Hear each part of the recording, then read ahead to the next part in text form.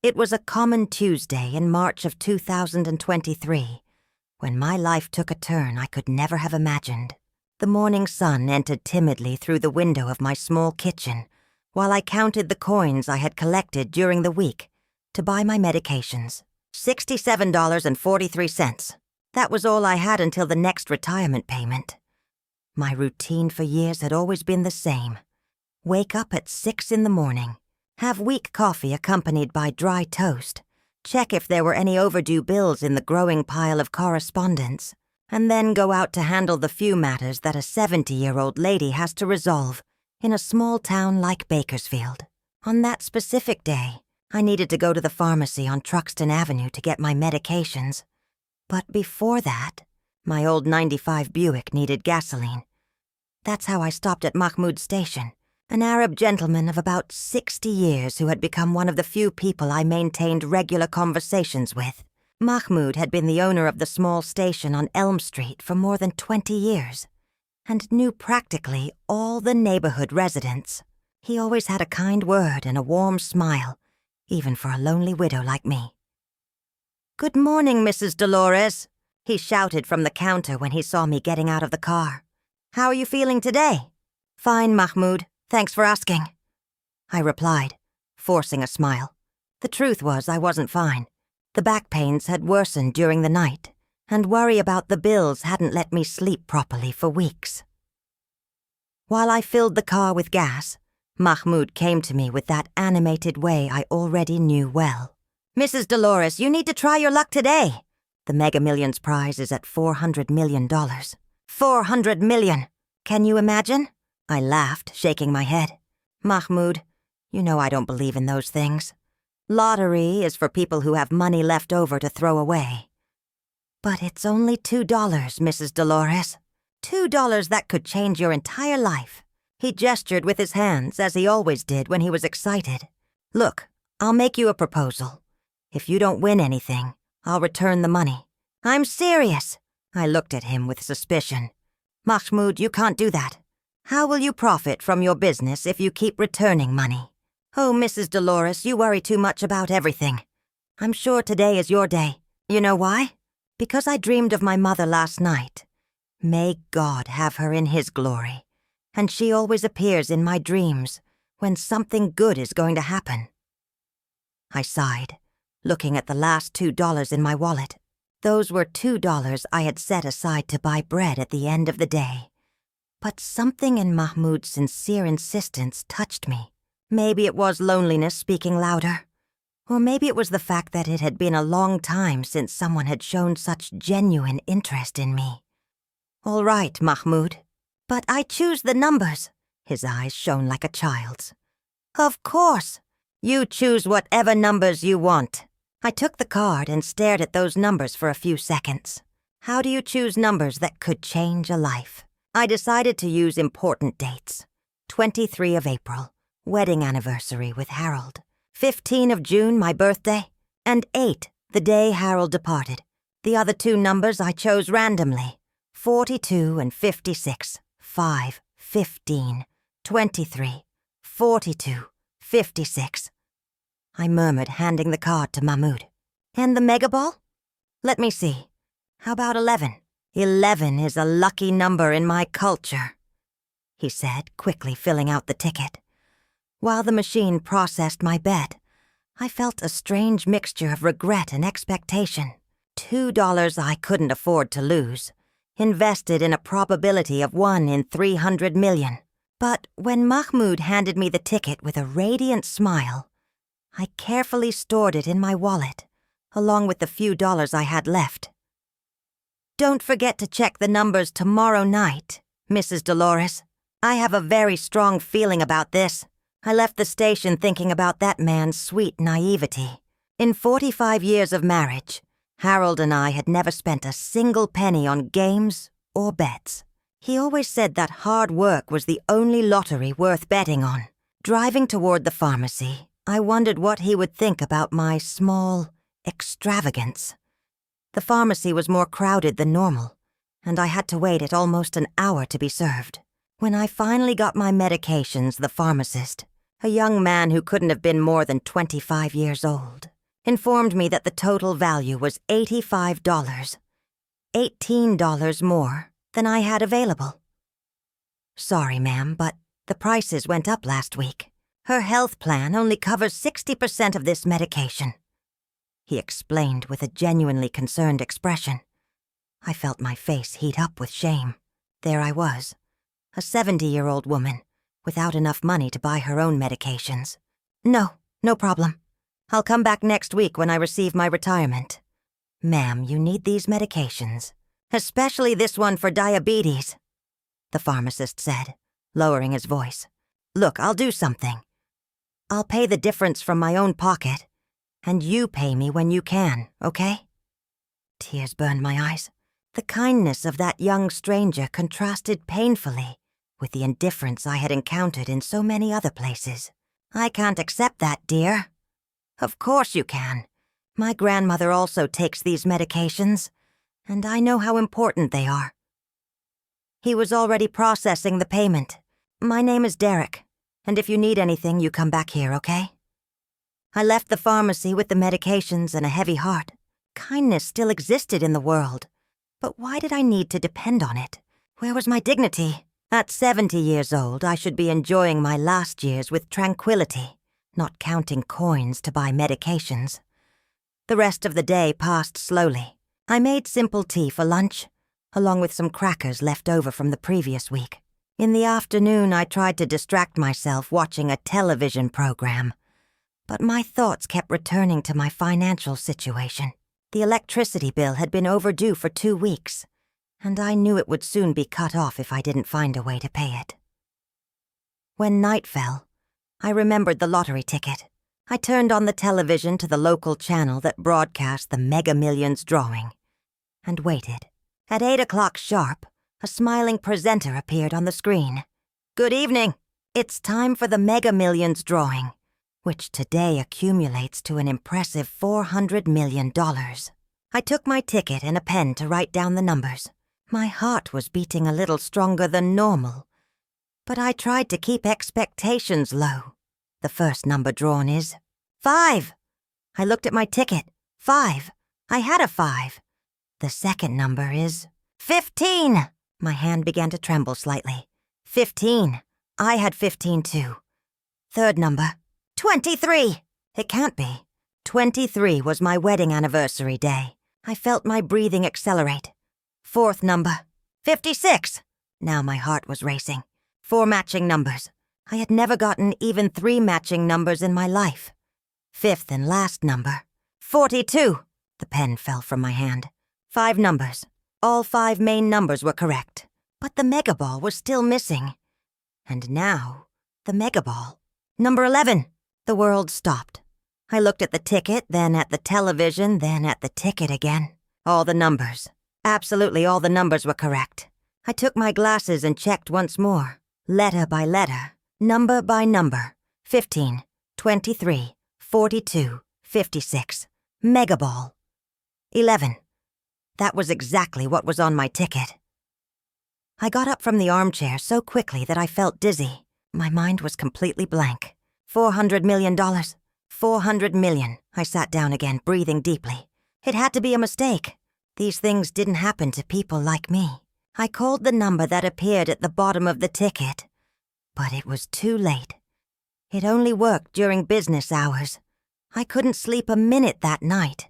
I lay in bed, looking at the ceiling, with the ticket folded under the pillow. From time to time, I would take it and check the numbers again, afraid they had magically changed. The next morning at 7 o'clock sharp, I called the lottery's official line. California Lottery, good morning. How can I help you? I would like to verify a ticket, please. Of course. Tell me the numbers, please. With a trembling voice, I dictated each number. There was a pause on the other end of the line. Ma'am, could you repeat the numbers? I repeated them, this time more slowly. Are you sure these are the numbers on your ticket? I am. Yes, I am. Why? Because you just gave me the winning numbers for last night's Mega Millions main prize. Ma'am, if this ticket is real and in your possession, you won $423 million. The call dropped, not because the line had a problem, but because I simply hung up the phone in total shock. $423 million. At 70 years of age, after a lifetime counting pennies, I had become one of the richest people in the country overnight. But what happened in the following days taught me that winning the lottery was just the beginning of the real story. My first reaction was to call Mahmoud. After all, he had insisted so much for me to buy that ticket. My hand was shaking so much that I dialed the wrong number 3 times before managing to complete the call. Elm Street Station, Mahmoud speaking. Mahmoud, it's me, Dolores. Mrs. Dolores, how are you? Did you check your lottery ticket yet? I stayed silent for a few seconds, trying to find the right words. How do you tell someone you just won $400 million? Mahmoud, I won. You won some dollars? That's good. I told you today was your lucky day. No, Mahmoud, I won. I won everything. The silence on the other end of the line lasted almost a full minute. When he finally spoke, his voice was different, lower. Mrs. Dolores, are you saying that? All the numbers, Mahmoud. All 6 numbers. $423 million. I heard a noise that sounded like someone dropping something, followed by shouts in Arabic that I couldn't understand. Then Mahmoud came back to the phone, crying. My mother! I knew it! She appeared in my dream to tell me, Mrs. Dolores, you deserve all this and much more. The genuine joy in his voice made me cry too. That man, who barely knew me beyond casual conversations at the station, was truly happy about my luck. It was a stark contrast to what would come later. After hanging up with Mahmoud, I sat in my kitchen for hours, just looking at the ticket. Reality still hadn't completely sunk in. I knew I needed to take some practical steps. But where to start when your life changes so radically? My first decision was to look for a lawyer. Not just any lawyer, but someone specialized in large lottery prizes. Through the internet, I found Nathaniel Cromwell's office in Los Angeles, who had represented several lottery winners over the years. The secretary who answered my call was polite, but clearly skeptical when I explained my situation. Ma'am, Mr. Cromwell only handles cases related to lottery prizes over $100 million, and he charges $15,000 just for the initial consultation. I won $423 million in the Mega Millions 2 nights ago. I interrupted, with a firmness in my voice that I didn't even know I possessed. Her tone changed completely. One moment, please. Less than 5 minutes later, Nathaniel Cromwell himself was on the line, offering to come to Bakersfield the same day. While waiting for the lawyer's arrival, I tried to maintain my normal routine, but this proved impossible. Every time I looked at my simple little house, at my old furniture, at the overdue bills on the table, I felt like I was living in 2 completely different worlds at the same time.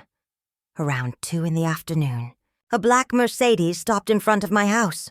Nathaniel Cromwell was a man of approximately 50 years, well-dressed, with perfectly combed gray hair, and a smile that seemed rehearsed. He came accompanied by a young assistant carrying a leather briefcase. Mrs. Whitfield, it's a pleasure to meet you, he said, extending a firm hand. May I see the ticket? I showed the ticket and he examined it carefully with a small magnifying glass he took from his pocket. Everything is correct. Congratulations, ma'am. Now let's discuss your options. During the next 2 hours, he explained to me about taxes, about the difference between receiving the money in installments over 30 years or receiving everything at once, which would be about $240 million after taxes, about the importance of maintaining discretion, and about the dangers of becoming a target. Mrs. Whitfield, I need to be very clear with you about one thing. From the moment you officially claim this prize, your life will never be the same. People you didn't even know existed will appear saying they're your friends. Distant relatives will come out from under rocks. You'll receive thousands of letters asking for money. It's important that you're prepared for this. I nodded, but I didn't really have a real understanding of what he was warning me about. We decided I would claim the prize the following Friday, and that I would choose to receive everything at once. Nathaniel would organize all the legal and financial aspects, including creating a trust to protect my patrimony and privacy. One last thing, Mrs. Whitfield. For now, don't tell anyone else. I know it's difficult to keep news like this, but the fewer people who know before you make it official, the better. It was late when they left. I prepared a simple dinner, a canned soup and some toast, and tried to watch television but couldn't concentrate. My mind was full of possibilities. I could travel the world, buy a new house, help charities, ensure I would never have to worry about money again. That's when the phone rang. Dolores, is that you? It was the voice of my younger sister, Claudette, who lived in Phoenix. We hadn't spoken for almost 2 years, since a silly fight about who should take care of our mother's belongings after she passed away. Claudette? How did you get my number? Oh, Dolores, you changed your number and didn't tell me? I had to call 3 different people to be able to talk to you. Her voice was strangely sweet, very different from the hostile tone of our last conversation. Look, I was thinking, it's been so long since we talked. How about I come visit you this weekend? My blood ran cold. As far as I knew, Claudette didn't even know my exact address. How would she have found out? Claudette, how did you find out where I live? Oh, Dolores, you're being too suspicious. I always knew where you lived. I even thought about visiting you several times, but you know how it is. Life, the children, lie. She was lying, and I knew it. Claudette had 3 adult children and had never shown the slightest interest in visiting me in the 8 years since Harold died. It's just that this weekend won't work, Claudette. I have some commitments. What kind of commitments? The sweetness in her voice became a little forced. Dolores, are you doing well financially? Because I was thinking, maybe I can help you with some things. Now I was certain. Somehow she had discovered my lottery win. But how? Claudette, I need to hang up now. We'll talk later. But Dolores, wait. I hung up the phone and immediately called Mahmoud, Elm Street Station. Mahmoud, it's me, Dolores. Did you tell anyone about what happened? No, of course not, Mrs. Dolores. I promised I wouldn't tell anyone until you authorized me. Are you sure? Because my sister just called me, and it's been 2 years since we talked. Mrs. Dolores, I swear by my mother's memory that I didn't talk to anyone. But maybe someone overheard our conversation this morning. The station was full, and I might have talked a little too loud when you told me. My heart raced. Who was there, Mahmoud? Let me think. There was Tommy Rodriguez, who works at the shop. Eleanor Patterson, who lives on Olive Street. Father Murphy was buying cigarettes. Oh, and there was that new guy, Matthew, who always buys energy drinks in the morning. Perfect. In less than 24 hours, half of Bakersfield probably already knew I had won the lottery. In the next 3 days, my life turned into a circus. On Thursday morning, there were 5 cars parked in front of my house. People I hadn't seen for years appeared ringing my doorbell. Distant cousins of Harold's. Neighbors who had never exchanged more than a good morning with me. Co-workers from when I worked at the supermarket 15 years ago. All with touching stories about financial difficulties. All with suggestions about how I should spend our money. All suddenly my best friends. The worst was Margaret Sullivan, my next-door neighbor for 12 years. Margaret had always been cordial but distant. We exchanged polite greetings when we met in the garden, but had never developed a true friendship. On Thursday afternoon, she appeared at my door with a homemade chocolate cake and tears in her eyes. Dolores, dear, I was so worried about you. I heard you won the lottery, and I couldn't sleep thinking about how difficult this must be for you. Difficult. Winning $400 million was being difficult. Margaret, thank you for the cake, but I really can't receive visitors now. Of course. You must be overwhelmed with so many people wanting to take advantage of you. She entered my living room without being invited and sat on my couch as if it were her house. Dolores, I need to tell you something very important. About some people who are talking about you around town." My stomach tightened. "What kind of things?" "Well," Margaret lowered her voice as if she were telling a secret. "There are people saying you were always very greedy, and that now that you're rich, you'll probably move away from here and forget all of us. I defended you, of course. I said you're a generous person, and that you'll certainly help the friends who have always been by your side." The friends who had always been by my side? Margaret barely talked to me. Margaret, who is saying these things? Oh, you know how small towns are. Everyone talks about everyone. She paused, looking around my living room with evaluating eyes. "Dolores, I hope you don't forget who has always been a true friend to you. Remember when your Harold got sick and I offered help? This was new to me. When Harold was sick, Margaret had completely disappeared. I barely saw her silhouette in the window when she peeked to see if there was any activity at my house." "Margaret, I don't remember that." "Oh, Dolores! Of course you remember. I even offered to take care of the garden for you." Now she was shamelessly inventing stories. "And when you were alone, I always asked if you needed anything." Lie after lie after lie. And the worst part was that she seemed to believe her own inventions. "Look, Dolores, I didn't want to talk about this, but my Frank lost his job last month. The company where he worked for 20 years closed its doors. We're very afraid of losing the house." Tears began to flow down her face. "I would never ask for help from anyone but you. You've always been like a sister to me." "A sister?" In 12 years of being neighbors, Margaret had never even invited me for coffee. Before I could respond, she continued. "I'm not asking for much. Just about $50,000 to pay off the mortgage. For you who won so much money, it's almost nothing. But for us it would be salvation. $50,000. Almost nothing. As if 400 million were infinite money. Margaret, I understand your situation, but... Dolores, I can't believe you're going to deny me this help. After everything we've done for each other." Now her tone had changed completely. The sweet voice had given way to a bitter accusation. "You can't get rich and forget the people who have always been by your side. Margaret, please leave."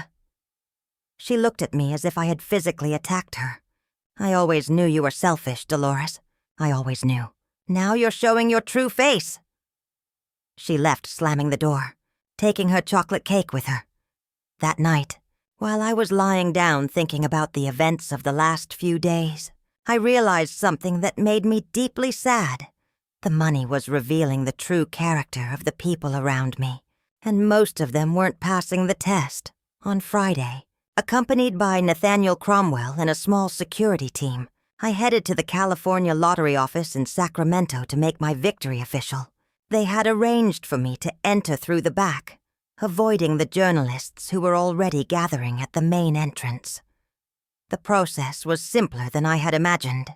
After thoroughly verifying my ticket and identity, I signed a pile of documents and posed for some official photos. In less than 2 hours, I was officially California's newest multimillionaire. "Congratulations, Mrs. Whitfield," said the lottery director, shaking my hand. "I hope this money brings much happiness to your life." Happiness, a word I had almost forgotten the meaning of in the last years of financial difficulties. But paradoxically, since I had won the lottery, I didn't feel happy at all. Anxious, yes. Overwhelmed, certainly. But happy? On the way back to Bakersfield, Nathaniel explained to me about the next steps: creating multiple bank accounts, diversified investments, security measures for my house, and hiring a financial team to manage my new fortune. Mrs. Whitfield, I strongly recommend that you consider moving from here. Bakersfield is a small town, and it will be practically impossible to maintain privacy. Move. Leave the house where I had lived with Harold for almost 20 years. Leave the memories, the neighbors, even the problematic ones, the routine I had built. The idea gave me a lump in my throat. "I'll think about it," I replied, looking through the window at the familiar streets of my town. When we arrived at my house, There were at least 15 people waiting in my yard. Among them, I recognized my sister Claudette, who had driven 6 hours from Phoenix without even warning me. "Dolores," she shouted, running toward me with open arms. "My little sister won the lottery. I can't believe it."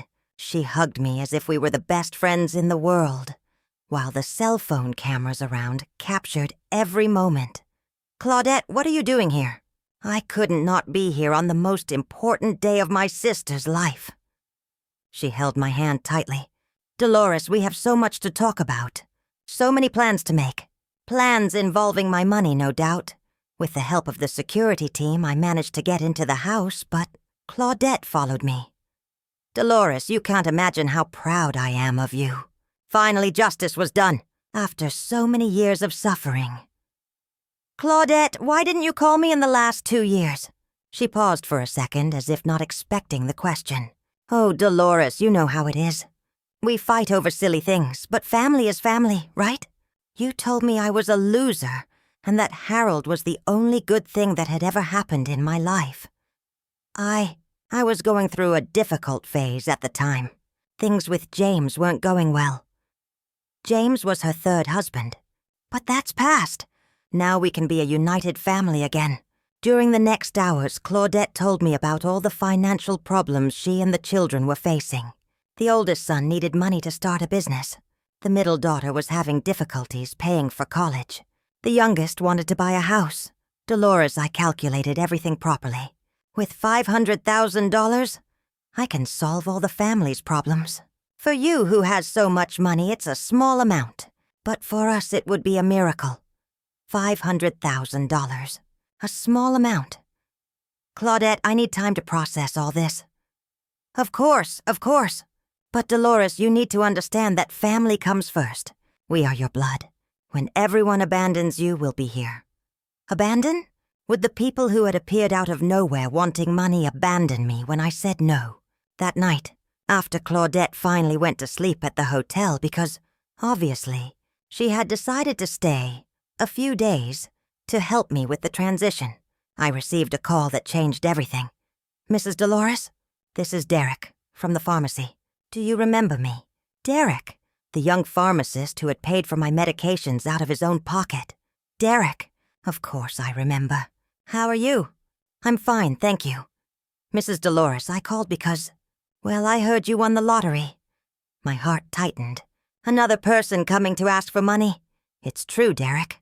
"How wonderful. You deserve everything good that life can offer." The genuine joy in his voice was unmistakable. "I called because I wanted to return the money I lent you last week. I know you don't need it now, but—" "Derek, dear, you don't need to—" No.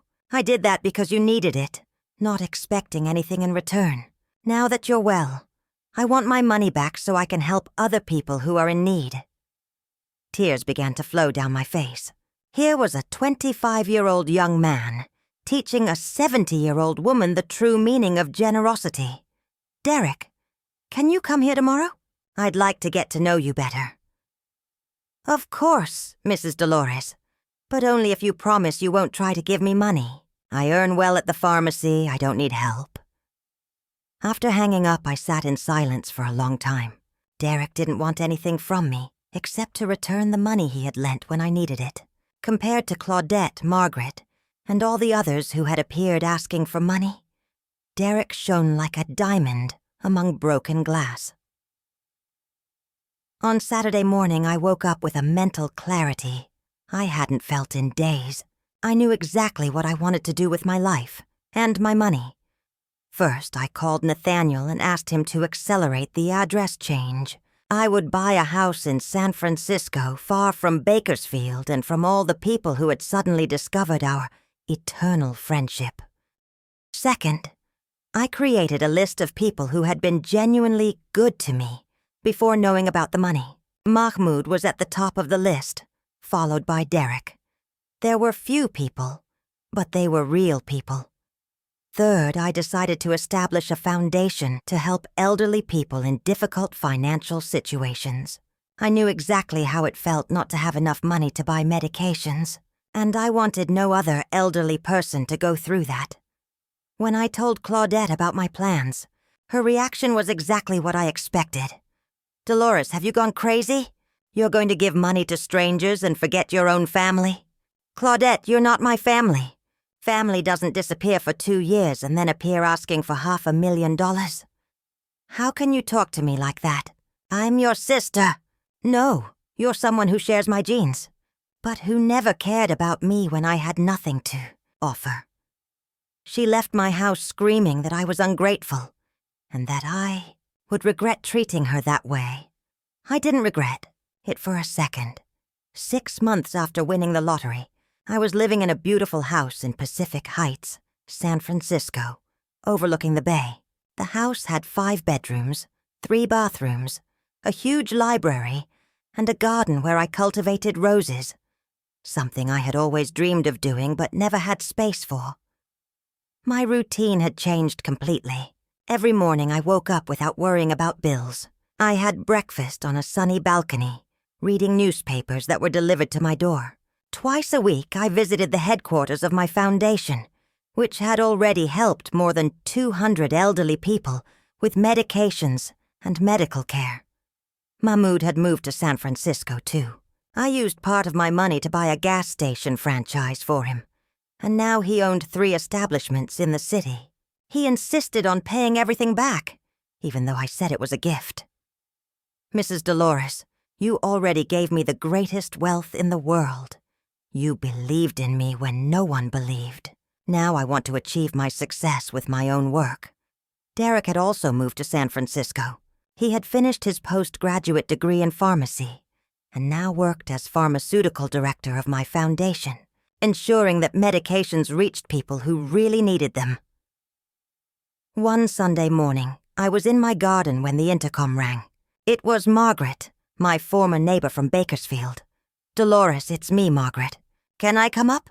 I hesitated for a moment but decided to let her in. She arrived accompanied by Frank, her husband, and both looked older and more tired than when I last saw them. Dolores, your house is beautiful, Margaret said, looking around with an expression that mixed admiration and envy. Thank you. How are you both? Well, not very well, actually. Frank spoke for the first time. Margaret told me about the conversation you two had a few months ago, and I came here to apologize for her behavior. Margaret looked at him with surprise. Frank, we agreed that— No, Margaret. Enough. He turned to me again. Dolores, we came here to ask for money. Our house was foreclosed last month, and we're living with my brother. But before making this request, I need to be honest. Margaret was never your friend. She always talked badly about you behind your back, especially after Harold died. Margaret turned red with anger. Frank, you can't— She said you were a bitter woman who played the victim to get attention. When you won the lottery, she was furious because she thought you didn't deserve it. Frank's words, although painful, didn't surprise me. Actually, they brought me a strange sense of relief. Finally, someone was being completely honest with me. Frank, thank you for telling me the truth. I'm not saying this to try to get your money, Dolores. I'm saying it because you deserve to know who the real people in your life are. I looked at Margaret, who had tears in her eyes. Tears of humiliation, not repentance. Margaret, for 12 years we were neighbors. In all those years, you never showed genuine interest in me. When Harold was dying, you closed the curtains so you wouldn't have to see me suffering. When I would go days without leaving the house, you never knocked on my door to ask if I was okay. Dolores, Let me finish. You appeared at my house after I won the lottery with a cake and an invented story about how we had always been friends. You lied shamelessly about having offered me help when I needed it. And when I didn't give you $50,000 immediately, you called me selfish. Margaret was sobbing now. I was desperate. Everyone was desperate, Margaret. But the difference is that real people don't invent false friendships to get money. I opened my purse and took out an envelope I had prepared before they arrived. Frank, there are $15,000 in this envelope. It's enough for you to rent a small apartment and start over. It's not a gift. It's a loan. You can pay me back when you manage to re-establish yourselves." Frank looked at me incredulously. "Dolores, after everything Margaret said and did." "I'm not doing this for Margaret. I'm doing it for you, who had the courage to tell me the truth. And I'm doing it because I remember what it was like not to have a place to live." They left my house that afternoon, and I never saw them again. But 3 years later, I received an envelope with $15,000 and a letter from Frank, telling me they had managed to rebuild their lives. Margaret had started therapy and was trying to become a better person. They weren't asking for my friendship, just wanting me to know that the kindness I showed that day had changed their lives. Today, 5 years after winning the lottery, I can say with certainty that the real fortune wasn't the $400 million. The real fortune was discovering who the genuine people in my life were. Mahmoud still comes to dinner with me every Sunday, and still talks about how he dreamed of his mother the night before my prize. Derek got married last year, and I was the godmother at the wedding. My foundation has already helped more than 2,000 elderly people, and every day I receive letters from people thanking me for the help. Claudette had tried to contact me several times over the years, always with a new sad story and a new request for money. I never responded. Some bridges, when burned, should remain that way. The loneliness I felt in Bakersfield completely disappeared. I have a family now. Not by blood, but by choice. People who love me for who I am, not for what I have. The money gave me freedom to be generous, to travel, to live without financial worry. But more important than that, it gave me the opportunity to discover what kind of person I really am when I'm not just fighting to survive. I am someone who prefers to give rather than receive. Someone who values honesty above all else. Someone who learned that true wealth isn't in the bank, but in the people who choose to stay by your side, regardless of circumstances. Every night, before going to sleep, I give thanks for 3 things: for my health, for true friends, and for that Tuesday in March when Mahmoud insisted I buy a lottery ticket. Not for the money I won, but for the lessons I learned. Life can change in an instant. People can surprise you, for better or for worse. And sometimes, the greatest treasures come disguised as apparently insignificant coincidences. If I could give advice to anyone who suddenly found themselves rich, it would be this: money doesn't change who you are, but it certainly reveals who the people around you are. Value those who loved you when you had nothing, and be cautious with those who appear after the fortune. And never, ever, forget that true wealth isn't measured in dollars, but in genuine relationships and in the peace of mind that comes from living according to your values. At 75 years old, I can honestly say that I am the richest person in the world, in all the ways that really matter. If you enjoyed this story, subscribe to the channel, like the video, and comment. What would you do if you won the lottery? And from which city and country are you watching?